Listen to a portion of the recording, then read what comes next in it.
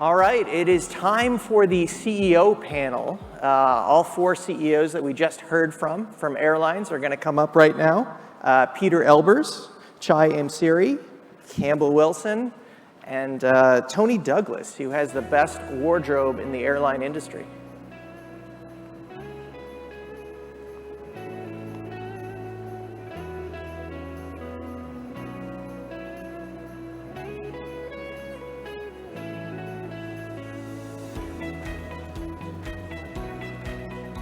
Hope I didn't offend you with that comment. You look great. Anywhere in particular? Below your picture.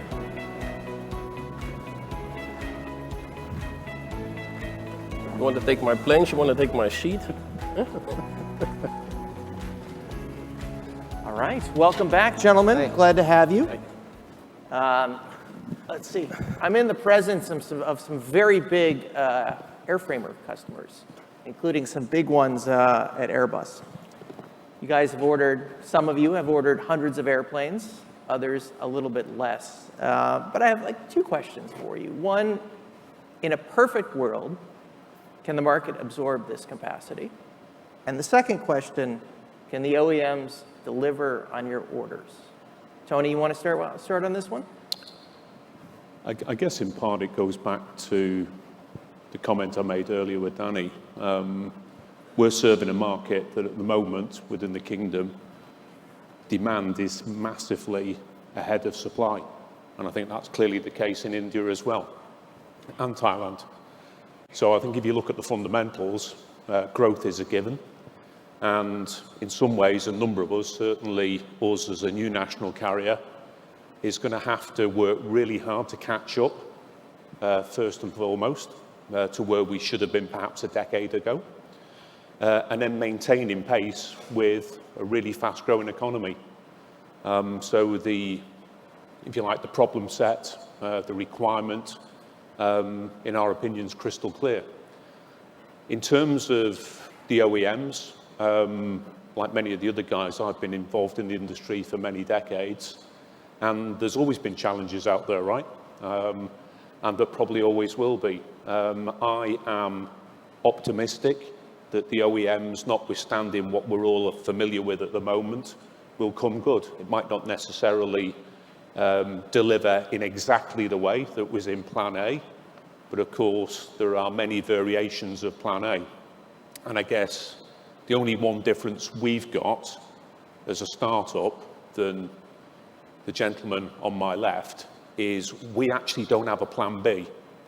And therein lies our dilemma, because of course, if they're late in delivering to us, we can't extend leases or change the network around to accommodate it. So as we've made it quite clear to the OEMs, we're a special needs case in that regard, simply because we don't have a Plan B.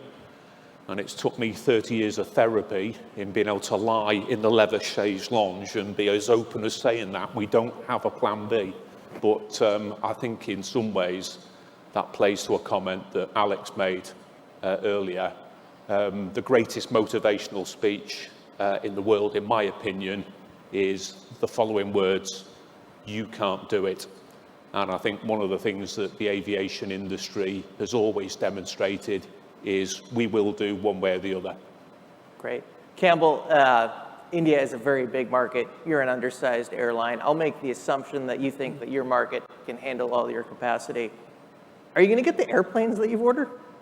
I'm sorry? Are you going to get the airplanes that you've ordered? Of course we're going to get the airplanes that we've ordered, eventually. Yeah. And we'll need more than what we've ordered, eventually. Okay. I really don't have anything more to add to what Tony said. I think he summarized the situation very well, that we're in fast-growing parts of the world. We are undersized relative to the opportunity that we face. That there have always been and probably will always be challenges with OEM deliveries, and we'll just make it do the best we can. Shah, you recently ordered quite a few 787s. You're pretty happy with the situation in Seattle? You think you'll get these airplanes? Yes. Yeah. We have a long study and long talk with the OEM, both the Airbus and Boeing. We did the analysis of the total cost of ownership. It's not only the aircraft cost, it's also the maintenance, engine maintenance contract, and it's also linking to the fuel consumption, which reducing the carbon, which that's our target for the sustainability goal for Thai Airways. And 45 plus another 35 is uncomparable to Air India. 450. It's a lot of potential growth for Thai.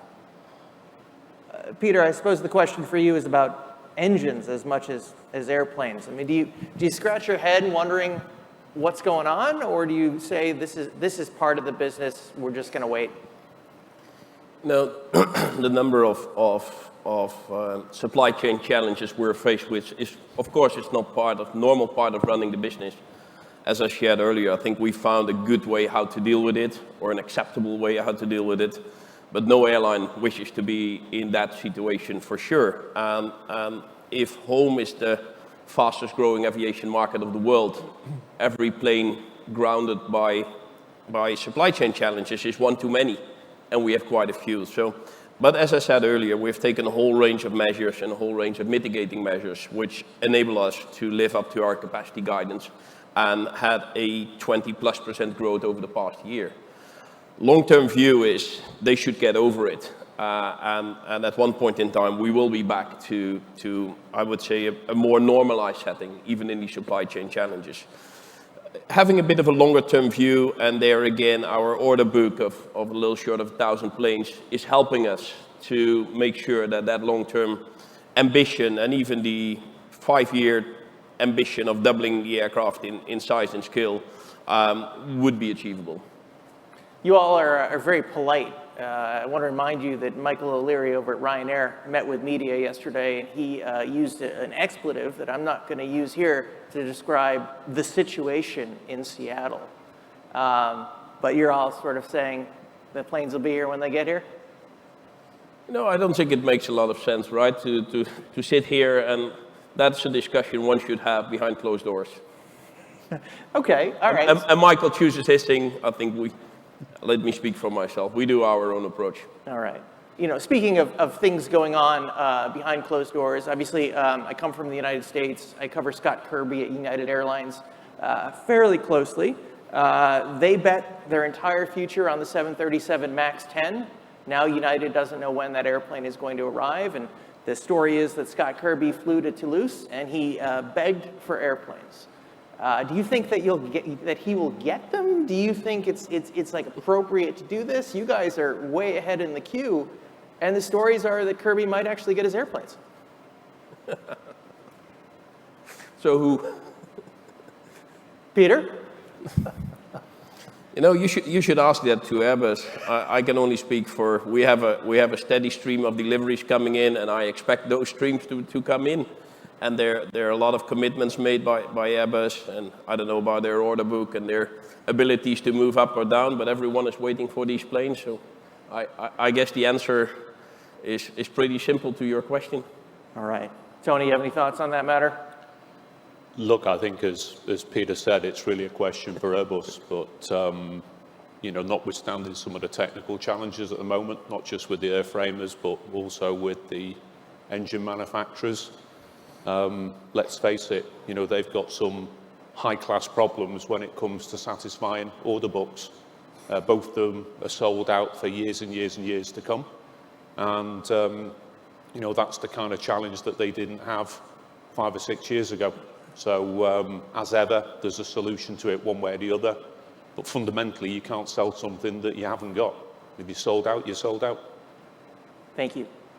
All right, so you all are in very fast-growing markets. I don't think there's that much question that you all can absorb the airplanes that you order if everything goes well. But do you look to yourselves and you see airlines maybe in other countries, airlines that may not be as well run as yours, ordering all these airplanes and think to yourself, oh gosh, we're in another one of these cycles where in 5-10 years, there's going to be too many airplanes on the market, too much capacity. What do you think? Well, again, for us, we're just so focused on a startup. The whole legacy thing is something that we're relinquished of, and you know, it's a great feeling. And you know, we were talking before about the digital side of it. it does allow us to think about how we interact with our guests, our customers, in a different way. In terms of, legacy, it brings many, restrictions, most of which were there for good reasons at certain points in time. We're just focusing on what, frankly, we need to do. But to your point about, looking at our people taking on too many commitments, I think the market is quite clear at the moment. The opportunity is there. And on Sunday night of this week, I had dinner with one of the bigger lessors who was telling me, which I'm sure everybody's pretty familiar with, give or take, that 2 years ago, 85% of all aircraft that came off lease ended up going back to him. And now it's completely the other way around. 85% of all the aircraft he's got on his book that are on lease get extended. So I think it's one of the other many kind of, barometers of the way the market at the moment is catching back a demand curve that since the end of the pandemic, in some ways was probably predictable. It was going to go off like a fire hydrant, and it has done. I've often heard from investors that some of the worst words in the English language are, "This time is different." But is this time different, Campbell? No. No. No, it's not. So some airlines are going to order too many aircraft. Yeah, it's a cyclical industry, whether it's war or famine or pandemic or economy, it goes up and down, which is why airlines, you risk mitigate by buying multiple aircraft types with different engine combinations and different suppliers. You have a significant proportion of your costs as variable as you can make them. You have your order book with some optionality. It's a volatile business, and I think we're enjoying a high period at the moment, both in terms of demand and the broader environment. It will change at some point, and that's when capitalization, professionalism, the way you've structured your business, the way you've structured your order book, your relationship with the OEMs, that's when it comes to pay. And I think you see the airlines that have navigated the COVID period the best are the ones that had the credit rating, had the relationship, had the flexibility, and they've been also the ones that have been able to come out the fastest. Shai, what about you? Southeast Asia, very fast-growing region, but a lot of low-cost competition.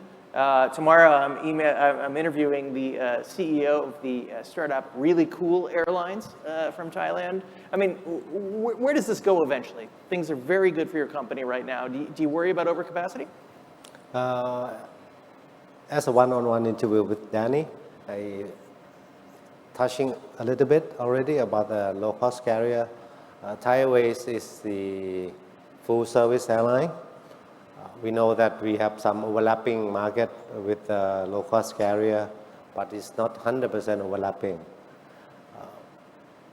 The difference between Thai and especially the other full-service carrier is that for the passenger or consumer behavior, quite different from low-cost carrier passenger. Most of the full service carrier, the passenger will have a long advance booking, 6 months, 4 months, 5 months. Different from the low-cost carrier passenger. They book very short in advance, 1 month, 2 weeks. We have to make use that kind of pattern in terms of the full service carrier. We have to fill in the seat earlier than the low-cost carrier. Then the remaining seats that we're going to sell in the short term will be less. So we do not need to compete with them. On the other side, for the intercontinental routes, for the connecting passenger, as you know, the yield is a lot better than low-cost carrier, which they are not.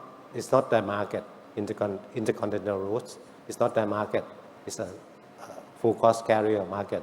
Then we have to distance from those kind of market rather than playing the game with the low-cost carrier. We have to keep a distance from low cost and full service as Thai. What do you think, Peter? You've been through a few cycles in your career, especially at KLM. Is this time different, or do you look at some competition in the market and think, you guys are nuts? No, I think you cannot just compare one fleet order with the other fleet order. Some airlines are taking it for replacement, some other are taking it for growth right from the start, and some others will probably have a bit of a mixture. So I think the recent numbers of fleet orders all have different backgrounds and different latitudes. Let me not speak about other parts of the world, but looking at India itself, today India is having some 750-ish planes in operation.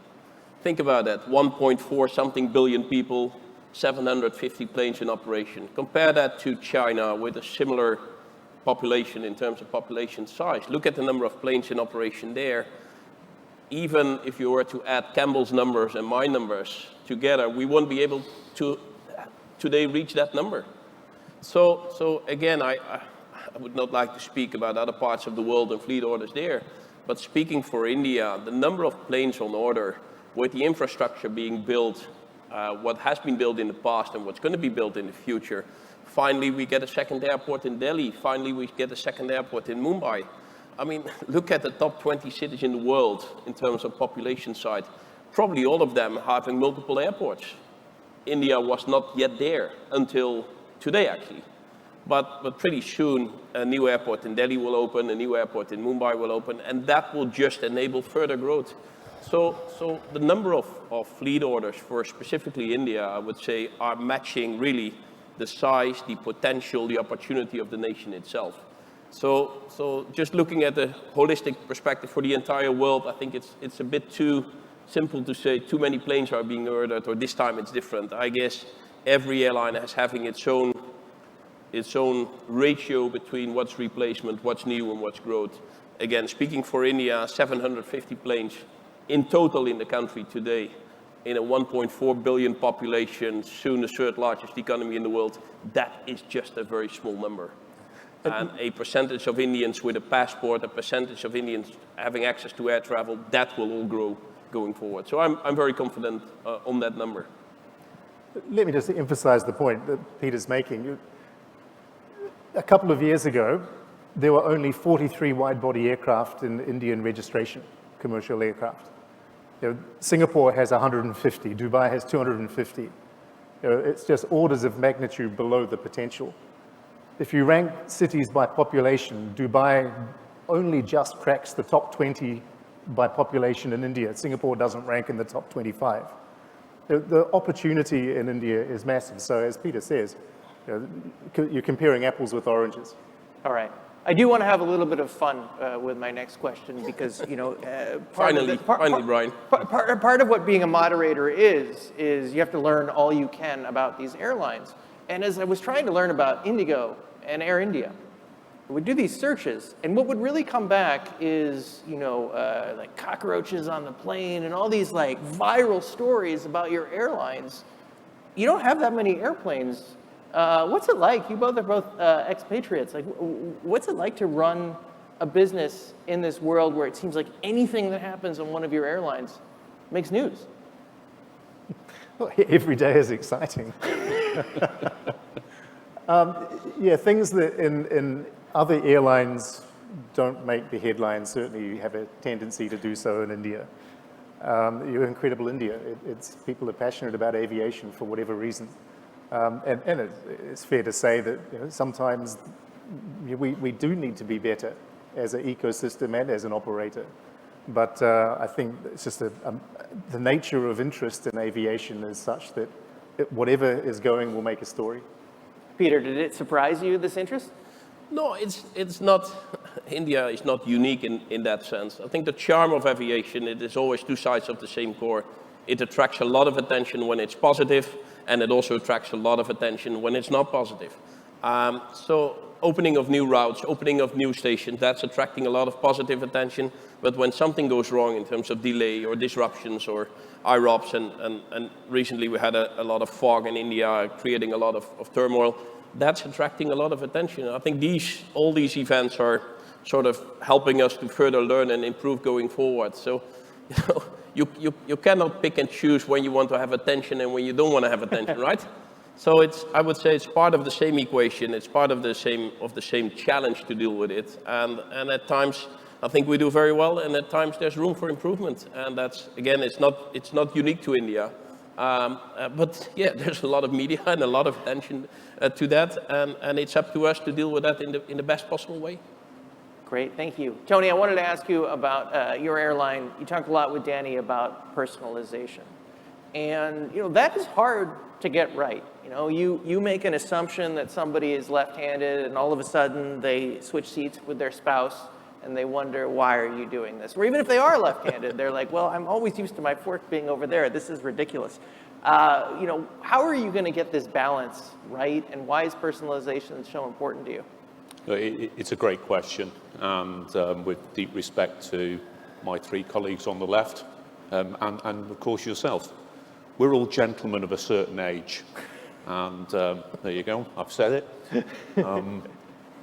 We sit down and listen quite carefully, as I know everybody else does, to the representative market that you serve. And as I mentioned earlier on, the average age of our population is 29, and it has the highest iOS per capita usage in the world. So it's hugely digital literate. And when we say to a panel of that kind of profile, what is it that you want from your airline, from your carrier? Most of it's predictable, right? So they want great value. Safety goes without almost mentioning, which is a given. But what they're looking for is fashion. What they're looking for is the glamour of travel. The reason why everybody who comes up and talks to you, they mention that they're an aviation geek, or they still get that kind of connection with the excitement of it. Well, the kind of profile I'm describing uses a vocabulary that translates to that as well.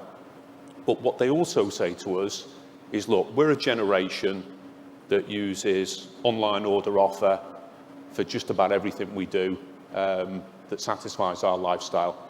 So they're familiar with the Amazons. In our part of the world, Noon is a big online marketplace. For every one transaction on Amazon, there's 3 on Noon, because they've actually targeted it for a different look and feel with a different audience. It's a populace that deals with online ordering for just about everything, lifestyle in general. And what they say is, but when we engage with airlines, it's almost like taking us back retrospectively to a way in which it's digitally clunky, if anything changes, how you handle that. And also, in regard to the classic shopping basket, there's very little else that we might want to add to it. So it probably gets overdone, but I've not got my phone with me at the moment, but if I got it out and I went onto it and I said, okay, I've got 4 days starting from Thursday, I've got $4,000, there is 3 of us in the party, I value room type over cabin class, give me options. Ooh, click. Yeah. Once I've clicked on it, what it then does is say, these are some of the things that you might want to experience once you're there. These are some of the other things you might want to take with you. Oh, that's the world that this imaginary panel is saying that it would like to see from its national carrier. Now, some of it's available, some of it's not. Some of it is in evolution in terms of the classic version 1.0. Think about it more of the hospitality industry that we're all involved in, that becomes, in terms of our purpose statement, a digitally led business that enables travel. And if I take our purpose statement and therefore turn my speaking card the other way around so you can see what I'm reminding myself not to say, on the other side of it, it says not to be confused with a conventional airline. Because the market that we're serving wants a digitally led business that enables travel. And I think for us, that's something that we've listened to carefully. And wherever possible, we're going to try and serve that with a version 1.0. Now, the reason why I'm deliberately using more of a kind of tech company cliche with version 1.0, that's because it's quite clear that whilst we've got an aiming point, a true north, it will evolve from version 1.0 to 2.0 and so on and so forth. But that's what the market's asking for us. It's young, it's digital, it's vibrant. All right. Pieter, I'm looking at you at the other end, and excuse me if I'm wrong on this, but I sense some skepticism of that in your face. Did I read your face correctly?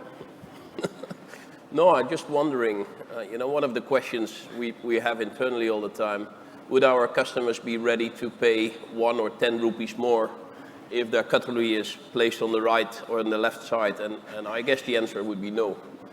So as much as I support the philosophy of digital native, and I think, again, being in India, it's probably, if digitization is part of the almost the DNA of the country itself, I'm a big believer in that. I think when it comes to air travel, and actually I was meeting up with someone last night here, and I said, you know what, I took my son from Singapore to Calcutta, which was great, and it was price X, and the competitor was like double or triple price X. And at the end of the day, I think that proposition for a whole range of customers is the key driver. And in this part of the world, it really is, and by the way, also other parts of the world, I believe that's eventually the key driver. So making travel affordable, courteous and hassle-free service, and an on-time performance are the 3 customer promises we're having, and that eventually propelled us in a time frame of 17 years from 0 to 100 million customers. So as much as I recognize Tony's drive for digitization, I look forward to see the cutlery on the left or the right side. And again, if someone were to come up with that idea in IndiGo, I'd probably say, not at this time. I don't think any customer in India would pay a rupee more for having that on the right or on the left side being put.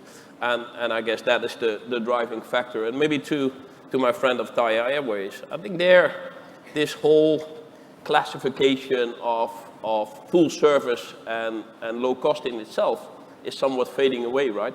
There's some customer proposition, but this, you're either left or you're right. I guess at the end of the day, the customer looks at what's the value proposition, what are you offering in terms of on-time performance, in terms of product on board, and we take it from there. So I guess that competition will be there anyway. There's no place sort of to hide. It's finding your own space and moving in that space going forward. And we do fly to the Kingdom of Saudi Arabia actually quite a bit. We'd love to do more. And then we'll take up the helm with Tony. Campbell, a question for you. You're building a world-class premium airline. Are your customers literally the same people as Pieter's, or are they 2 different buckets, and maybe you graduate from IndiGo, and then when you have more money, you're flying Air India? Well, just to clarify, Air India Group will comprise a full-service and a low-cost airline, Air India Express. And Air India Express already is doubling from 50 to 100 aircraft and will go to 200 aircraft in about 12 to 18 months. So we will have both the full-service and low-cost proposition. I think there's an element of people, typically the first-time travelers, that will be going into the low-cost proposition first, and eventually over the course of their careers or life cycles, they might migrate to full service. But there's also the people that travel, sometimes they travel on their own dime, sometimes they travel on the company dime, and that will also determine on which model airline they fly. There's plenty of examples, including here in Singapore, of full-service and low-cost carriers coexisting within the same group, coexisting in the same custom. You ran one of them. Same market, I did. And having a loyalty program that spans both, so the customer is free to travel and be recognized whichever model they fly. So I don't see that we're competing entirely for the same market. I see that the same market is flying on multiple airline types. Correct. And overall, both market segments are growing. To go back to the earlier question, I tend to be also of the view that fundamentally, in our part of the world, in our market, people want reliability, consistency of product, consistency of service. They want to be treated with respect. They want good value, and not necessarily, as you've used it, cutlery on left or right. But at the same time, we've got to prepare for the future, because there is a demographic, and increasingly a large demographic, of people that want a modern retailing experience. And so at the same time you're building the capabilities to deliver consistently in quality, you have to put in place the technologies to deliver the customer experience that people want digitally. And so we're investing in new PSSs. We're using Flyer. We've deployed probably the industry's first Gen AI chatbot. We're a member of the IATA One Order Consortium to drive the adoption of new standards.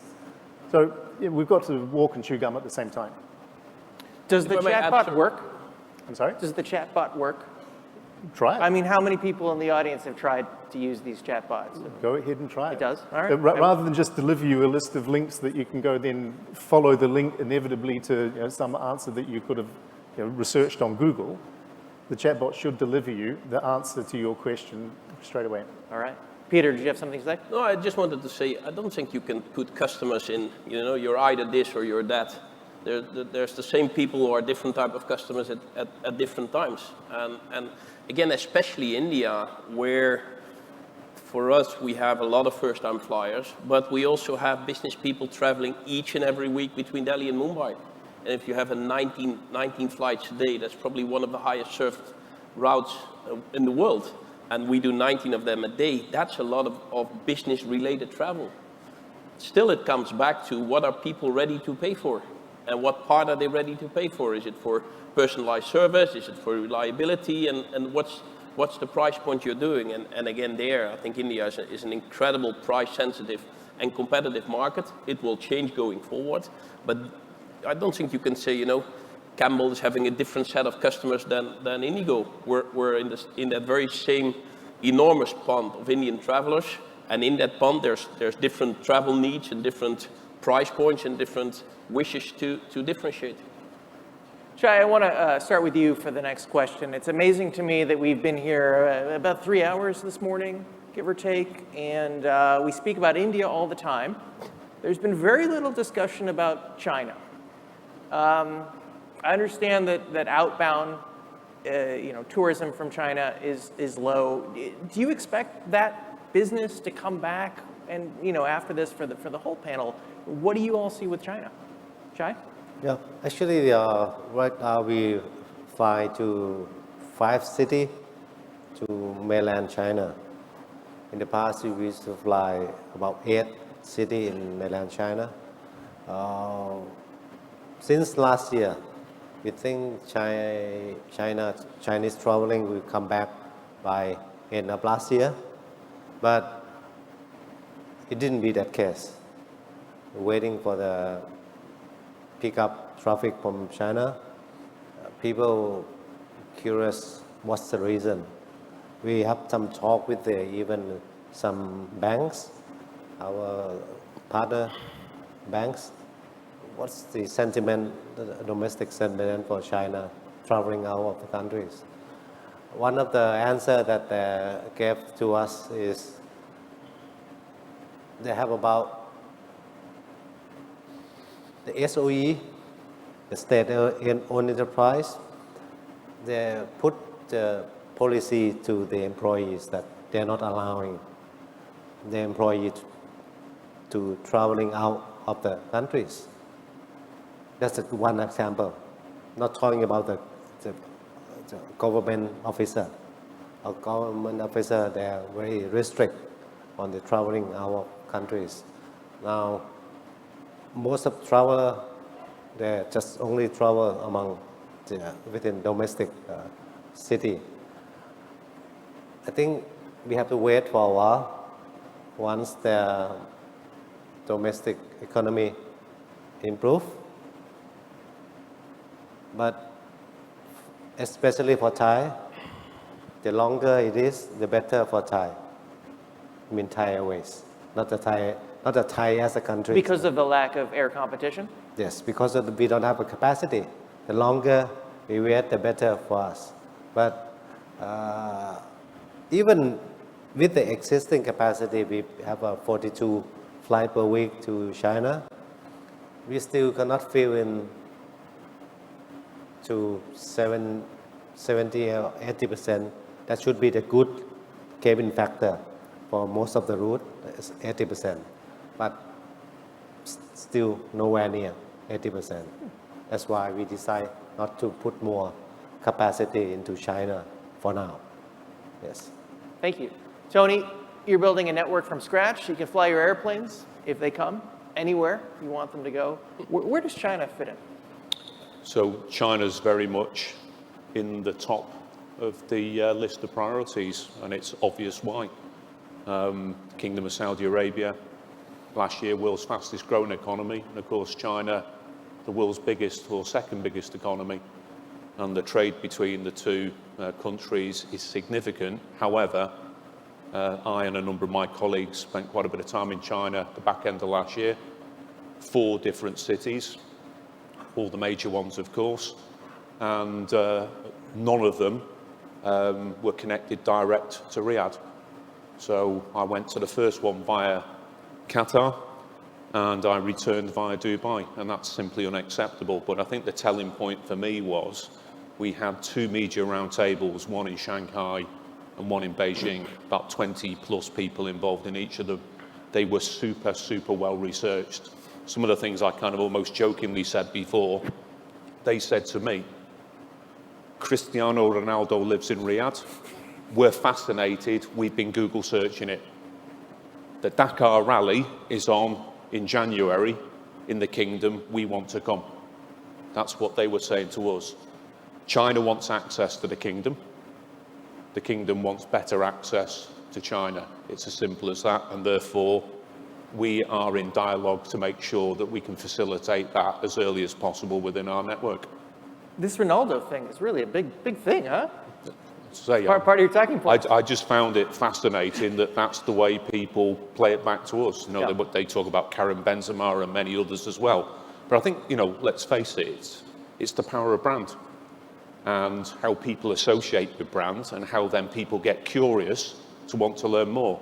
And it comes back to, you know, a world where, you know, social media and digital in general, I know we've probably overused that, or I've overused that statement already, but nonetheless, it means that once you have attached a level of relevance, interest and curiosity, people want to explore more. And the kingdom's open now, and there's so much for, you know, the world to see. And back to, you know, our remit, it's to make that an awful lot easier. Thank you. Campbell, Pieter, you expect the Chinese market to bounce back in terms of, you know, interacting with the world? No, I was just thinking about your remark a few minutes back that we've been speaking about India and not about China. I guess then you should have put up a different panel here, right? You have Campbell and myself here. That's 50% of your panel. If you ask us to speak on China, we speak on where home is, which is India. So clearly that's where the focus is. So if you want to speak on China, change your panel, I would say. You know, that traffic will grow eventually, and that will be there. But I guess both countries come out of COVID in a different setting, in a different fashion. So the priorities for us today are, I would say, a little closer home in terms of network development into Southeast Asia, into the Middle East, and even into Central Asia. Okay. For historical reasons, the air connectivity and traffic flow between China and India has not been huge. We've got massive opportunity elsewhere, so China has not played a big part in our future network plan, and we're certainly not dependent on it. There's plenty of other opportunities beyond the capacity for us to serve anyway. But you've got the number 1 and number 2 most populous countries in the world. You've got, you know, 2 of the top 5 largest economies in the world sitting next to each other with plenty of huge population points and plenty of point-to-point opportunities. You know, there would seem to be a future that these 2 can have great connectivity and present a great opportunity to each other. It's just there's obviously broader considerations to bear. Thank you. All right, I want to ask about sustainable aviation fuel, or SAF. We saw within the last 10 days or so, I think Singapore is going to levy a special tax and persuade airlines to use more SAF. Late last year, I interviewed David Neeleman, founder of JetBlue, and also Azul in Brazil. He told me it's nonsense, and I think somebody needs to say it for what it is. And he had other choice words as well. You all are much more diplomatic. But, Tony, is SAF going to, change the aviation world, or is there just not enough of it, and it's too expensive, and it's more of a talking point? Look, I think we've all spoken about this particular subject on many occasions, and, the reality, I think, is as follows. The graveyard in the future will be filled with tombstones that read, "Here lies the airline that didn't take environmental sustainability seriously or couldn't." So that's a given, right? Now, how we get to net zero will be the biggest challenge probably that aviation has ever undertaken. And we all know there is no silver bullet. Back to the physics of powered flight, there is no obvious answer to how we get there, given the range of technologies and initiatives that we can see at this point in time. So there is a bridge, I think, across which is human endeavour's ability to come up with solutions, which at the moment perhaps aren't altogether clear. SAF has obviously been something that people have spoken an awful lot about, and we all know in terms of the availability, hugely challenged, the cost doesn't make sense. But guess what it's done? It's created a pathway, it's created a dialogue. If we'd have been on a panel like this probably 6 or 7 years ago, if it had been introduced as a commentary, most people wouldn't have even understood what the letters meant in terms of sustainable aviation fuel. LCAF, clearly, low carbon fuel is something we have an opportunity with, given the nature of our home base and our economy, but that's not the solution either. So I guess where I'm going with this is the solution will come in all shapes and sizes. It will need some of the big ones, the medium-sized ones, and lots of the little ones. Technology, again, will play its part in it. And one way or the other, I think to avoid the narrative on the tombstone that I described before, enlightened carriers, and I believe I'm speaking for everybody, will find a resolution to this. The rest of the panel as well, you sort of believe that SAF is the best that we have now and it's worth investing in?